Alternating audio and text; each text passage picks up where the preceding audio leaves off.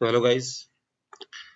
तो last session में हम लोगों ने अपने मॉडिफाई कुछ हम लोग कुछ टूल्स देख रहे थे। कॉपी हो चुका है, मूव हो गया, ऑफसेट, ट्रिम, एक्सटेंड, एक्सप्लोड। तो नेक्स्ट हम लोग आज एक बहुत इंपॉर्टेंट कमांड है मॉडिफाई में, एरे। इसके बारे में बात करने वाले हैं। ठीक है। देखिए, सबसे पहले तो आपको ये समझ में आना चाहिए कि एरे होता क्या है। देखिए, अगर हम बात करें एरे की, एरे मीन्स अगर आपको किसी भी ऑब्जेक्ट की मल्टीपल कॉपीज बनानी है तो ऐसे केस में आपने कॉपी कमांड पढ़ ली है। बट अगर मैं आपको ये बोलूं कि हमको किसी ऑब्जेक्ट की मल्टीपल कॉपीज बनानी है किसी ऑर्डर में, किसी सीक्वेंस में, सो ऐसे केस के लिए हम यूज कर सकते हैं एरे। जस्ट लाइक अगर मैं आपको ये बोलूं कि आपको जैसे क्लासरूम में टेबल्स और चेयर्स का अरेंजमेंट है, या सिनेमा हॉल में आपकी जो चेयर्स है उनका अरेंजमेंट है, अगर आप उसको कॉपी कमांड की हेल्प से बनाने की कोशिश करोगे तो बहुत टाइम लग जाएगा। ऐसे केस के लिए हमारे पास एरे का ऑप्शन होता है। या अगर मैं बात करूं, अगर बहुत सारे स्टूडेंट्स ऐसे हैं जो मैकेनिकल बैकग्राउंड से होते हैं, अगर मैं आपको बोलूं कि आपको सपोज कोई एक गियर बनाना है, तो गियर के टीथ आप देखोगे वो सर्कुलर फॉर्मेट में कॉपी हुए होते हैं। या कोई अगर सपोज हमारे पास सर्कुलर डाइनिंग टेबल है, हम चाह रहे हैं कि हमको उस टेबल के चारों तरफ हमको मल्टीपल चेयर्स लगानी है, तो आप कॉपी कमांड से नहीं लगा सकते। तो ऐसे केस के लिए हमारे पास एरे कमांड दी होती है। तो फर्स्ट हम लोग आज बात करने वाले हैं एरे में रेक्टेंगुलर एरे के बारे में। देखिए, सपोज एक रेक्टेंगल ड्रॉ कर लेता हूं मैं।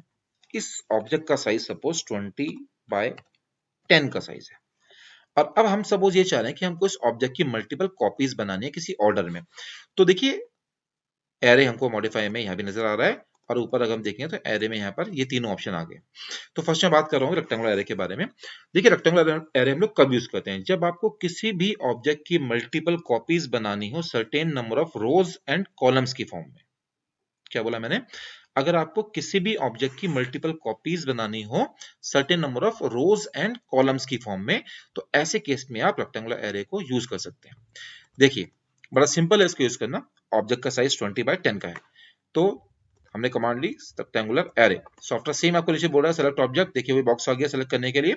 हमने इस ऑब्जेक्ट को सेलेक्ट कर लिया। क्लियर? सेलेक्ट करने के बाद सॉफ्टवेयर दोबारा बोलेगा आपको सेलेक्ट ऑब्जेक्ट। हमने ऐसे केस में एंटर कर दिया सॉफ्टवेयर को बताने के लिए कि हमारा ऑब्जेक्ट सेलेक्ट हो चुका है।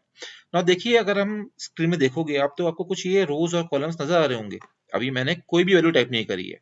तो कितने रोज चाहिए, कितने कॉलम्स चाहिए, इनके लिए अगर आप ऊपर ध्यान दें तो रिबन्स में देखिए कॉलम्स के ऑप्शन आ रहे हैं, रोज के ऑप्शन आ रहे हैं, मल्टीपल ऑप्शन आपको नजर आ रहे होंगे यहाँ पर। ठीक है, तो बात करते हैं इनके बारे में। सबसे पहले आपको नंबर ऑफ कॉलम्स कितने चाहिए? सपोज हमको 6 कॉलम्स चाहिए, हमने टाइप किया 6, एंटर। देखिए, 1 2 3 4 5 6 ये वर्टिकल कॉलम्स होंगे और हॉरिजॉन्टल हमारे रोज कहलाएंगे। नाउ नेक्स्ट 6 कॉलम हमारे आ चुके हैं, बट इन कॉलम्स के बीच की डिस्टेंस कितनी है, स्पेसिंग कितनी है? फॉर एग्जांपल, हमको इस रेक्टेंगल और इस रेक्टेंगल के बीच की जो ये स्पेसिंग है, ये सपोज हमको 5 मेंटेन करनी है।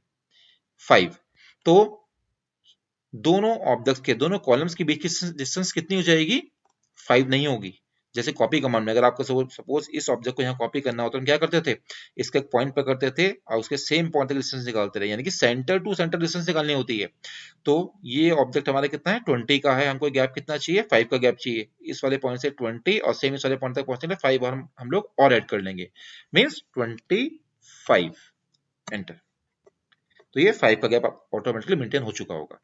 नीचे एक ऑप्शन और नजर आ रहा है, टोटल। देखिए, अगर आपने बिटवीन दे दिया है तो आपको टोटल देने की जरूरत नहीं है। टोटल मींस सॉफ्टवेयर आपके जो आपका ऑब्जेक्ट है, पहले ऑब्जेक्ट से लेकर लास्ट ऑब्जेक्ट, पहले यानी कि पहले कॉलम से लेकर लास्ट कॉलम तक डिस्टेंस पूछ रहा है। तो अगर 25 दिया है तो 25 25 25 25 25 125 ऑटोमेटिकली आ जाएगा। तो आपको टोटल देने की जरूरत नहीं है। इसको आप तब यूज कर सकते हैं जब आपको मल्टीपल कॉपी बनानी है, यानी कि एरे करना है, और आपको कॉलम्स का पहले कॉलम और लास्ट कॉलम के बीच का गैप दिया हुआ है, और अकॉर्डिंगली आपको बीच के जो कॉलम है वो ऑटोमेटिकली एडजस्ट कर मतलब हो जाए, तो ऐसी केस में आप टोटल वैल्यू डाल सकते हैं। ना रोज कितनी चाहिए आपको? सिमिलर हमने टाइप किया रोज, सपोज हमको चाहिए 4, एंटर। तो हमारी 4 रोज आ गई। सिमिलर डिस्टेंस सपोज ये भी हमको 5 ही चाहिए, तो 10 + 5 15, तो 15 चल रहा है हमारा। टोटल अपना आ जाएगा 15 15 15। अगर देखिए 40 आ रहा है, अगर मैं इसको 4 की जगह 5 कर दूं तो ऑटोमेटिकली कितना हो गया? ये 60 हो जाएगा आपसे। क्लियर? लेवल्स के बारे में बात तभी करेंगे थोड़ी देर में। देखिए, अब मैं चलता हूं एसोसिएटिव में। ये क्या है? आप इसको ऑफ कर कर भी कमांड को फिनिश कर सकते हैं, क्लोज एरे। और ऑन करके भी कमांड को फिनिश कर सकते हैं। देखिए फॉर एग्जांपल सपोज मैंने अभी इसको ऑफ किया हुआ है और मैंने कमांड फिनिश कर दी, क्लोज है, तो देखिए हमारा ऑब्जेक्ट बन चुका है, हमारी कमांड फिनिश हो चुकी है। और आप जब ऐसे केस में किसी भी ऑब्जेक्ट को सेलेक्ट करेंगे तो देखो सब ऑब्जेक्ट अलग अलग ऑब्जेक्ट हैं, आप किसी भी ऑब्जेक्ट को सेलेक्ट करके डिलीट कर सकते हैं, मूव कर सकते हैं, कुछ भी कर सकते हैं, मतलब इन ऑब्जेक्ट्स का आपस में कोई रिलेशन नहीं है, कोई लिंक नहीं है। क्लियर?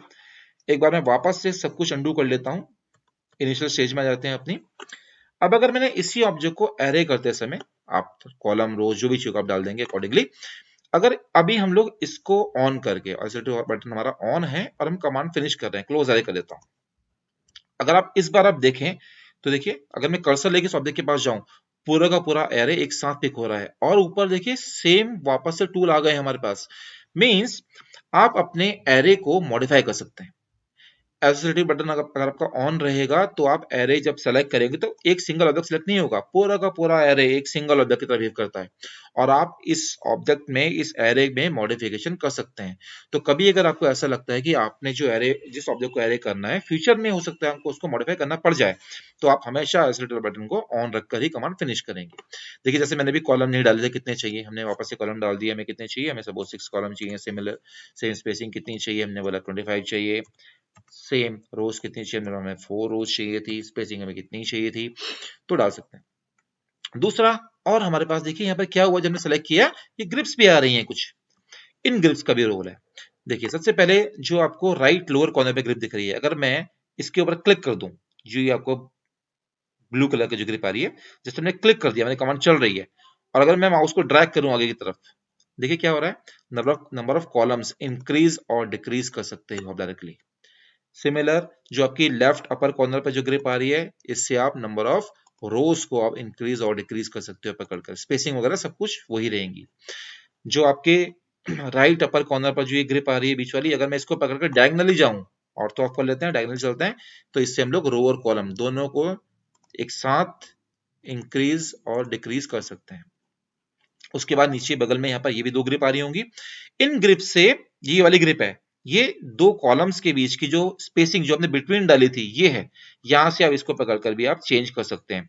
बट ज्यादा अच्छा ही रहता है कि अगर आपको स्पेसिंग चेंज करनी है तो आप डायरेक्टली यही वैल्यू टाइप कीजिए कि बिटवीन कितना है, यहाँ पर कितना डालना है।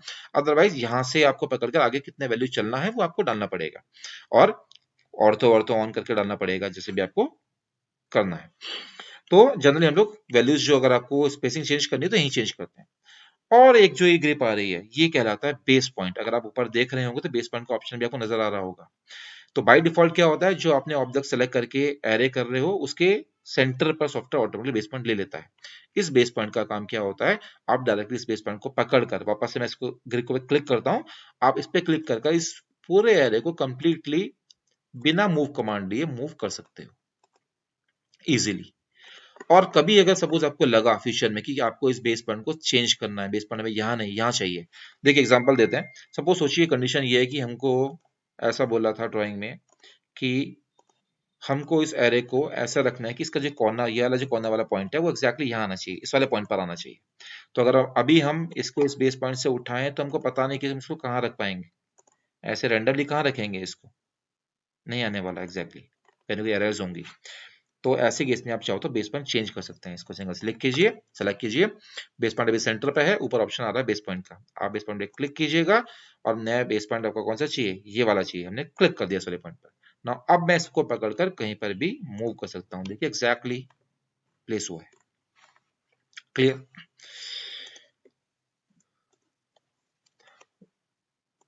वापस से मैंने इस एरो को सिलेक्ट किया। अब बगल में एक ऑप्शन और आ रहा था लेवल का। देखिए हम लोग अभी 2D ड्राइंग्स में काम कर रहे हैं, एक्स वाई प्लेन में काम कर रहे हैं, तो लेवल में अगर आप वैल्यूज को चेंज करोगे तो आपको कुछ भी समझ में नहीं आने वाला। बट लेवल हम लोग यूज करते हैं जेड डायरेक्शन के लिए। देखिए दिखा देता हूँ वैसे मैं आपको। अगर सपोज मैं चाह रहा कि मेरे को 5 लेवल्स और चाहिए, 5 लेवल्स मैंने और डाल दिए यहाँ पर, और 2 लेवल्स के बीच की स्पेसिंग सपोज हमने बोला कि सपोज हमको 30 चाहिए, और मैं कमांड फिनिश कर देता हूँ।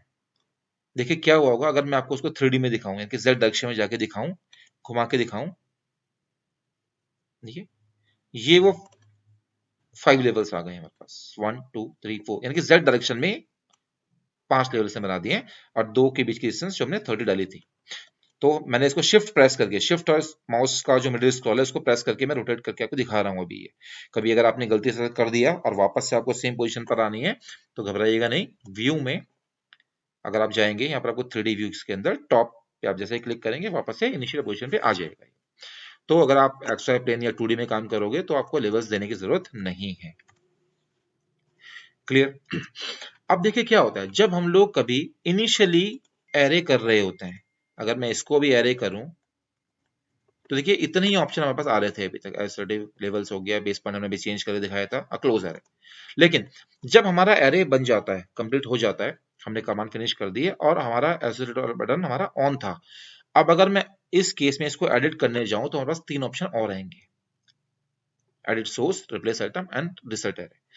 फर्स्ट बात करता हूँ एडिट सोर्स के बारे में। देखिए सपोज आपने एरे कर लिया, सपोज सोचिए आपने जो भी आपका ऑब्जेक्ट था बना दिया, बाद में आपको लगा कि नहीं ऑब्जेक्ट को चेंजेस करने, मीन सपोज सोचिए कि मुझे लगा कि एक्चुअली में इसके बीच में सर्कल भी होना चाहिए था। तो आप ऐसा नहीं कि इसको आप अंडू करेंगे और दोबारा आप रेक्टेंगल के बीच में सर्कल बनाएंगे फिर एरे करेंगे।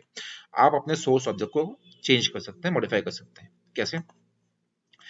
हमने ऑब्जेक्ट को सेलेक्ट किया, ऊपर ऑप्शन आ गए, एडिट सोर्स बटन पे हमने क्लिक किया, सॉफ्टवेयर बोलेगा आपको सेलेक्ट आइटम इन एरे। तो आप किसी भी ऑब्जेक्ट को सेलेक्ट कर सकते हैं, सारी एक दूसरे की कॉपीज बनी हुई है, ऐसे नहीं कि इसी को सेलेक्ट करना है, आप किसी को भी, सपोज हमने इसे क्लिक कर दिया, कुछ सॉफ्टवेयर पूछेगा, इसको मैं फिलहाल मौके कर लेता हूं अभी। तो देखिए वही ऑब्जेक्ट जिसको आपने सेलेक्ट किया खाली वही व्हाइट कलर का हाईलाइट करेगा, मींस इसमें आप मॉडिफाई करने के सॉफ्टवेयर को बोल रहा है। तो सपोज हमने क्या किया, हमने इसके अंदर सर्कल ड्रॉ कर लिया, या जो भी आपको करना है आप कर सकते हैं। देखिए क्या हो रहा है, हर ऑब्जेक्ट में चेंजेस हो रहे हैं क्योंकि हम सोर्स चेंज कर रहे हैं। सपोज हमें लगा यहाँ से लाइन एक यहाँ चाहिए, एक लाइन यहाँ चाहिए। क्लियर? तो आपका जो ऑब्जेक्ट है अकॉर्डिंगली चेंज हो चुका है, पूरा एरे चेंज हो गया क्योंकि हमने सोर्स चेंज किया है। इतना करने के बाद अभी आपको ऊपर एक बटन नजर आ रहा होगा सेव चेंजेस का, आपको सेव चेंजेस करना भूलना नहीं है। जैसे आप सेव चेंजेस पे क्लिक करेंगे आपका एरे कंप्लीट हो चुका है, कमांड फिनिश हो चुकी है। क्लियर? अगेन सेलेक्ट करते हैं इसको, वापस एक ऑप्शन और आ रिप्लेस आइटम। अब देखिए रिप्लेस आइटम क्या होता है, सपोज सोचिए इस पूरे कंप्लीट एरे में से कुछ ही ऑब्जेक्ट्स ऐसे हैं जिनको चेंज करना है, सबको चेंज नहीं करना है। अगर सारे चेंज करने हैं तो हमने एडिट सोर्स देखा है अभी। बट फॉर एग्जांपल सपोज हमारे पास कंडीशन ये है कि हम ये चाह रहे हैं कि हमारे पास एक रिप्लेसमेंट ऑब्जेक्ट ये है, हमने रैंडमली सपोज मैंने एक ऑब्जेक्ट बना लिया। हम ये चाह रहे हैं कि हमको सपोज जैसे हमारा ऑडिटर में क्या होता है, कई बार स्टार्टिंग की कुछ चीजें चेंज होती हैं बट पीछे की सब चीजें सेम रहती हैं। तो हमने एरे कर लिया। अब मुझे बाद में लगा कि एक्चुअली में इन 3 या 4 चेयर्स की जगह इसको लगा प्लेस करना है, तो कोई प्रॉब्लम नहीं है, इसको आप सेलेक्ट कीजिएगा। रिप्लेस आइटम पे हमने क्लिक किया, सेलेक्ट रिप्लेसमेंट आइटम कौन सा है हमारा, ये ऑब्जेक्ट है हमारा जिसको रिप्लेस करना है, सेलेक्ट किया, जिस ये ऑब्जेक्ट इसकी जगह आना है, सेलेक्ट किया पूरे ऑब्जेक्ट को हमने, नाउ एंटर। अब देखो सॉफ्टवेयर से क्या पूछा है, select base point of replacement object. Means अभी हमारा जो हमारे ऑब्जेक्ट जो बने हुए हैं इनका बेस पॉइंट कौन सा है, लेफ्ट लोअर वाला कॉर्नर वाला पॉइंट है, मैंने क्योंकि हमने चेंज किया था, बाय डिफॉल्ट वैसे सेंटर होता है। तो जब ये ऑब्जेक्ट किसी भी ऑब्जेक्ट से रिप्लेस होगा तो कौन सा बेस पॉइंट इस बेस पॉइंट से मैच हो, तो आपको इस ऑब्जेक्ट में भी बेस पॉइंट बताना पड़ेगा। तो जैसे मैं चाह रहा हूं कि जो इस ऑब्जेक्ट का भी लेफ्ट लोअर वाला जो पॉइंट है वही इन ऑब्जेक्ट से, इन वाले पॉइंट से रिप्लेस होना चाहिए। तो आप क्या करेंगे, जब सॉफ्टवेयर बोलेगा आपको select base point of replacement object, तो आप रिप्लेसमेंट जो आपका ये ऑब्जेक्ट है इसका सेम वही वाला पॉइंट क्लिक कर देंगे, तो यानी कि इसका यही बेस इन बेस से मैच करेगा। तो अब आपको जिस भी ऑब्जेक्ट से इसको रिप्लेस करना है, जैसे आप क्लिक करेंगे देखिए base point exactly base point से जाके मैच करेगा, किसी को भी आप इसको रिप्लेस कर सकते हैं।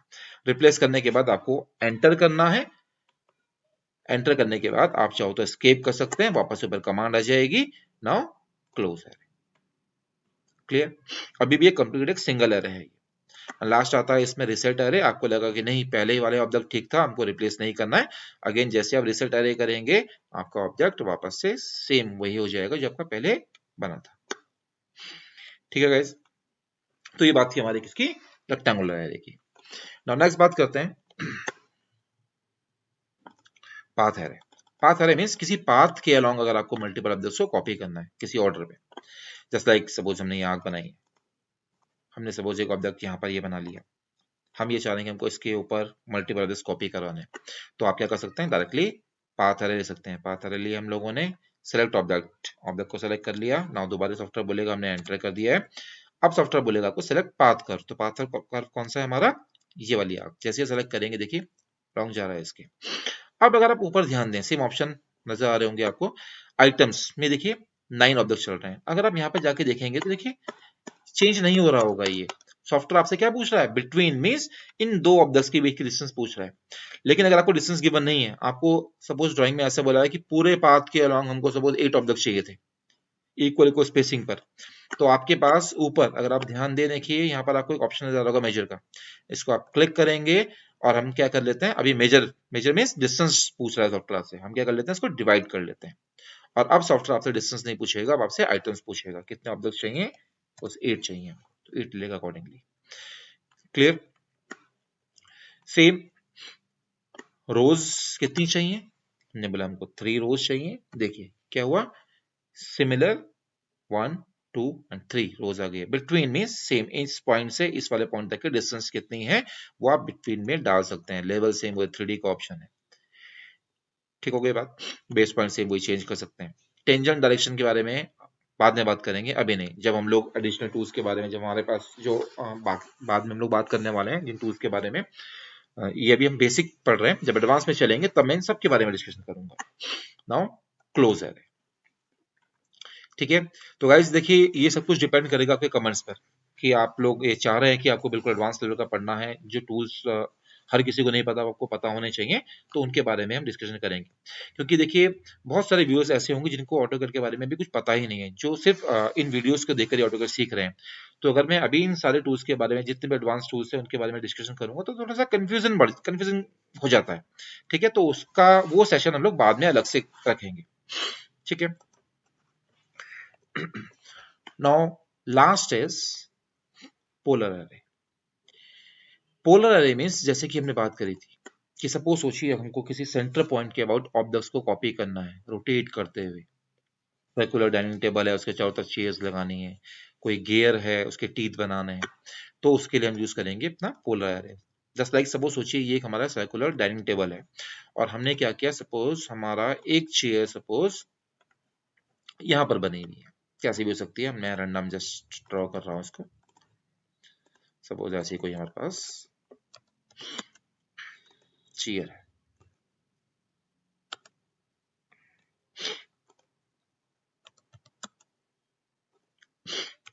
ऐसा कुछ है सपोज। अब हम ये चाह रहे हैं कि हमको इस ऑब्जेक्ट की मल्टीपल कॉपीज बनानी है, चारों तरफ हमारे पास सपोज 8 चेयर है या 10 चेयर है, 6 चेयर है, तो इसको आप कॉपी कमांड से नहीं लगा सकते। अगर आप कॉपी कमांड यूज करके इसको सेलेक्ट करके रैंडमली अगर आप ऑर्थो ऑफ करके भी अगर आप कोशिश करेंगे, देखिए कैसे लगा सकते हैं इसको। चेयर्स घूमनी भी तो चाहिए, जो इस चेयर में इधर बैठेगा उसका फेस इस साइड होना चाहिए, तो इसको आप कॉपी कमांड से कॉपी नहीं कर सकते। ऐसे केस के लिए आपको एरे ही यूज करना पड़ेगा, और कौन सा, पोलर एरे। तो हमने पोलर एरे लिया, सॉफ्टवेयर बोलेगा आपको सेलेक्ट ऑब्जेक्ट, हमने ऑब्जेक्ट को सेलेक्ट कर लिया। तो गाइस मैंने अभी इसको जस्ट डिफॉल्ट ऐसे प्लेस किया हुआ है, आपको जिस पोजीशन में रखना है आप उसको रख सकते हैं। इसको हमने सेलेक्ट किया ऑब्जेक्ट को, सॉफ्टवेयर दोबारा बोलेगा आपको सेलेक्ट ऑब्जेक्ट, हमने एंटर कर दिया है। Now centre point of array, किस पॉइंट के बाद आपको इसको एरे करना है, रोटेट करना है। तो ऑब्वियसली हमको इस सर्कल के चारों तरफ हमको इस ऑब्जेक्ट को प्लेस करना है, तो हमारा सेंटर पॉइंट कौन सा हो जाएगा, सर्कल का सेंटर होगा, इस ऑब्जेक्ट का सेंटर नहीं, इस सर्कल का सेंटर, जिसके बाद हमको उसको रोटेट करके प्लेस करना है। तो हमने क्या किया, सेंटर पॉइंट इस पे क्लिक कर दिया। जैसा क्लिक करेंगे ऊपर अगर हम देखें तो सेम ऑप्शन आ गए होंगे, एरे में आपको जितने भी ऑप्शन है ऊपर नजर आएंगे। आइटम सेम, कितने आपको ऑब्जेक्ट चाहिए, हमने बोला सपोज हमको 8 ऑब्जेक्ट चाहिए, तो देखिए इक्वल को स्पेसिंग पे 8 ऑब्जेक्ट्स प्लेस हो गए। बिटवीन, अभी रेक्टेंगुलर एरे में हम लोग बिटवीन डिस्टेंस डाल रहे थे क्योंकि रोज और कॉलम्स थे। अभी क्या है, ये जो आपको बिटवीन दिख रहा है ये एंगुलर स्पेसिंग है। एंगुलर स्पेसिंग मतलब अगर मैं सपोज यहाँ से सेंटर तक एक लाइन ड्रॉ कर दूं और यहाँ से यहाँ तक लाइन ड्रॉ करूं, तो बीच का सॉफ्टवेयर मुझसे एंगल पूछ रहा है कि दो ऑब्जेक्ट्स के बीच का एंगल कितना होगा। तो अगर आपके 8 ऑब्जेक्ट्स हैं 360 डिग्री पर, आपको उनको इक्वली स्पेसिंग में प्लेस करना है, तो 360 डिवाइड बाय 8 वो आपको एंगल है डालना पड़ेगा। बट आपको इतना करने की जरूरत नहीं है, आपके पास नीचे एक ऑप्शन और आता है फिल एंगल, आप डायरेक्टली कंप्लीट एंगल यहाँ डाल सकते हैं, आपको एंगल कैलकुलेट करने की जरूरत नहीं है। अभी तो देखिए 360 बाय डिफॉल्ट चल रहा है, सपोज हमको हाफ में ही चाहिए था, 180 कर लेते हैं इसको। तो यहाँ हमने ऑब्जेक्ट बनाया था, तो यहाँ से 180 इधर आ जाएगा इस तरफ। अगर आपको इस साइड नहीं, आपको अगर राइट साइड में अगर आपको इसको कॉपी करना था, तो हमारे पास ऊपर देखिए डायरेक्शन चेंज करने का ऑप्शन भी है, ये क्लोज एरे के जस्ट बगल में। तो आप इस पर क्लिक करेंगे तो डायरेक्शन आप फ्लिप कर सकते हैं अकॉर्डिंगली।